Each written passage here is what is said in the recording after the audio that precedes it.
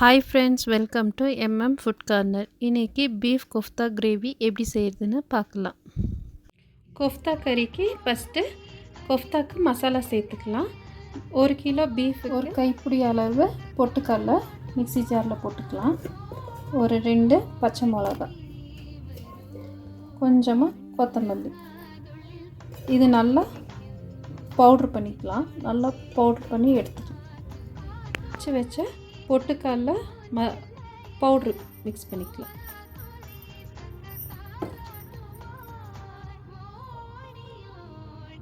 அரை ஸ்பூன் மிளகாத்தூள், 1/4 ஸ்பூன் மஞ்சத்தூள், தேவையான அளவு உப்பு,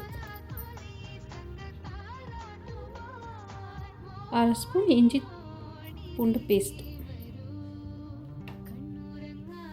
அரை ஸ்பூன் இஞ்சி பூண்டு பேஸ்ட்டு, அரை ஸ்பூன் கரம் மசாலா.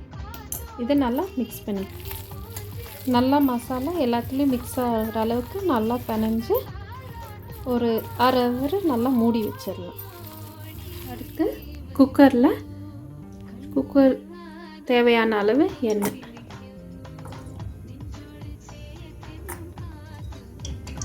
எண்ணெய் நல்லா சூடானதுக்கப்புறம் 1/4 ஸ்பூன் ஜீரகம் நல்லா ஃப்ரை ஆனதுக்கப்புறம் கொஞ்சம் கருவேப்பிலை,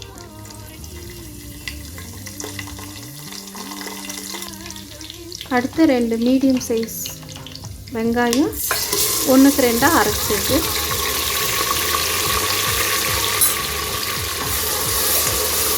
நல்லா ஃப்ரை பண்ணி,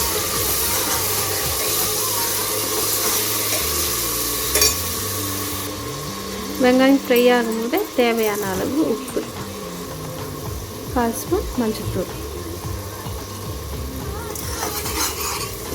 இதெல்லாம் நல்லா ஃப்ரை ஆகும்.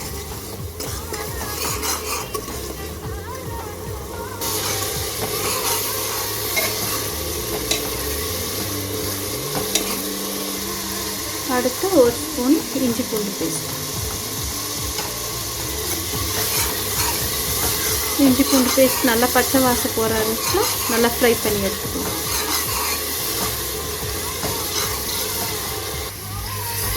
இஞ்சி பூண்டு பச்சை வாசம் போனதுக்கப்புறம் நம்ம அரைச்சி வச்ச 2 தக்காளி,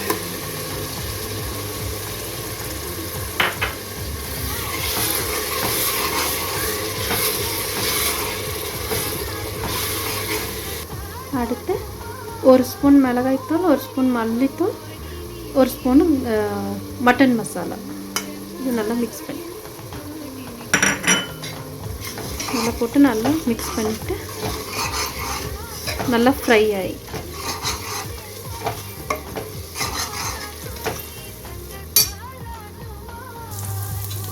மசாலா நல்லா ஃப்ரை ஆனதுக்கப்புறம் அறுத்து வச்சுருக்கிற 2 கிழங்கு,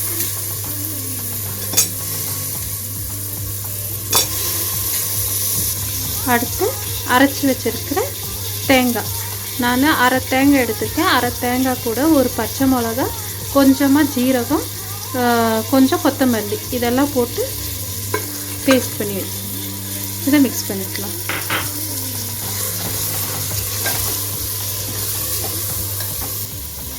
இது நல்லா மிக்ஸ் பண்ணதுக்கப்புறம் தேவையான அளவு தண்ணி ஊற்றி,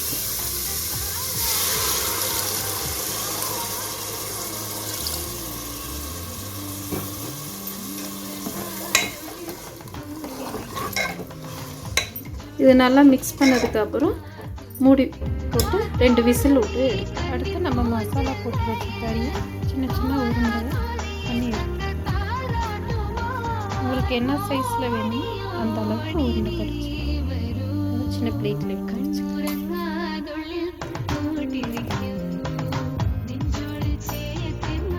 இந்த மாதிரி உருண்டை ரெடி பண்ணி வச்சுக்கலாம்.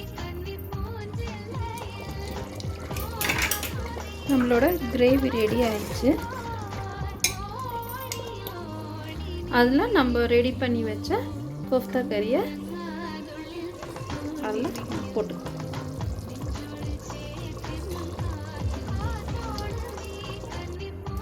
கொஃப்தாவை நல்லா மிக்ஸ் போட்டதுக்கப்புறம் லைட்டாக இதை மிக்ஸ் பண்ணிடணும், இல்லாட்டி ஃபுல்லாக கொஃப்தாவும் உடஞ்சிரும்.